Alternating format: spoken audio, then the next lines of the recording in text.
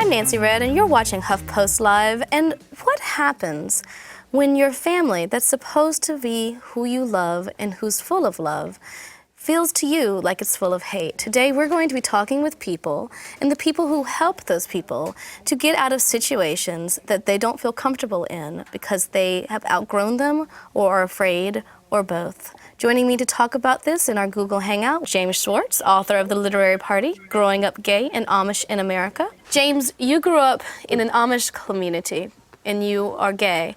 Tell me about your experience. Well, I grew up in Michigan, in the Amish community, and the Amish are very, everything is by the book. It's very black and white. There's no room for discussion. So if an Amish youth comes out to his parents and says, "I'm gay," then they really don't have any choice. They're going to have to leave, unless they choose, of course, to stay in the closet.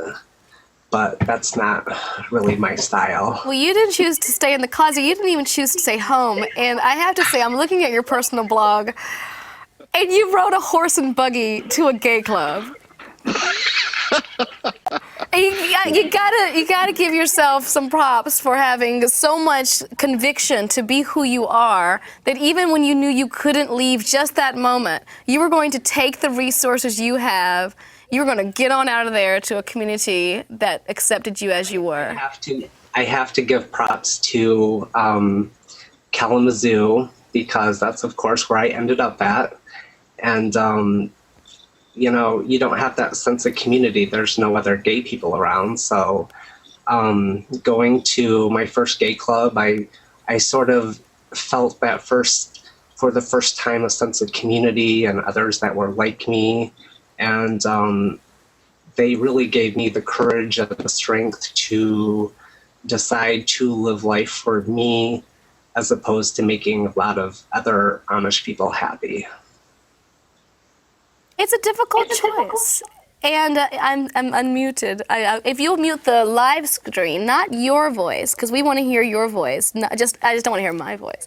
But I want to go to a tweet from Amish in City. I really miss the close-knitness of a community coming together as one, and that was a little difficult to adjust to. Was that difficult for you at first as well? Yeah, I would say so. You don't have a lot of role models to look up to. And I would like to mention very quickly that there is finally an LGBT support group for Amish and Ex-Amish and Mennonite, and that is www.lgbtamish.com. So we are adding that to the resource well this second.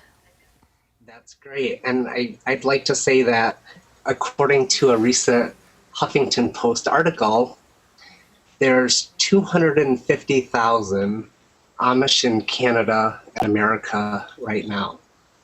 And around 2050, it's supposed to exceed 1 million Amish people.